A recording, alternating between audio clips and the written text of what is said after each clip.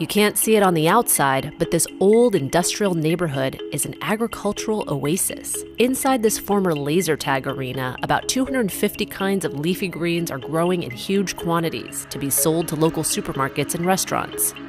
This is AeroFarms, a massive indoor vertical farm in Newark, New Jersey. Our mission is to build farms in cities all over the world so people have access to fresh, great tasting, highly nutritious food. Crops are stacked more than 30 feet high inside this 30,000 square foot space. They're grown using aeroponic technology. Typically in indoor growing, the roots sit in water and one tries to oxygenate the water. Our key inventor realized that if we missed nutrition to the root structure, then the roots have a better oxygenation. AeroFarms says the root misting system allows them to use 95% less water than a regular field farm. They also use no pesticides or herbicides. Instead of soil, plants are grown in reusable cloth made from recycled plastic. And instead of the sun, there are rows and rows of specialized LED lighting. A lot of people say, sunless, wait, plants need sun. In fact, the plants don't need yellow spectrum, so we're able to reduce our energy footprint by doing things like reducing certain types of spectrum. This sophisticated climate-controlled system cuts the growing cycle in half, so crops can be grown all year round, but with a much smaller impact on the environment.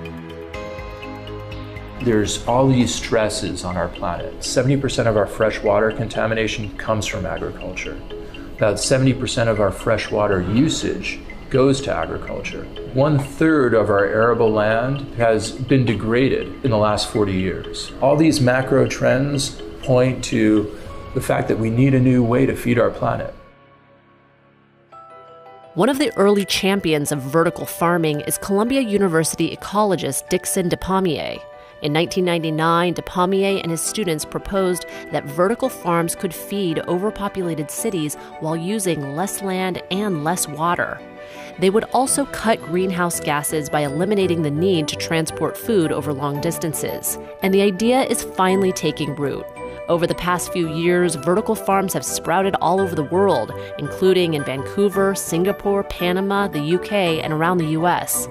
Here in Newark, AeroFarms is building out another new farm in a former steel mill, one that's bigger than a football field. Once it's fully operational, it's expected to produce 2 million pounds of greens a year, all grown vertically.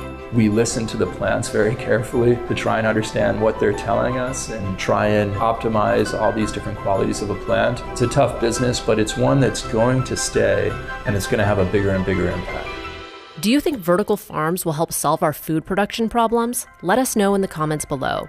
And check out this next episode to see how this major U.S. city is striving to become zero waste. When I started at Recology 23 years ago, the recycling rate was around 38%. Today, we've more than doubled that. So far, San Francisco has diverted 80% of its waste away from landfills, and its success has been getting global attention. Thanks for watching, and be sure to subscribe for more Seeker stories.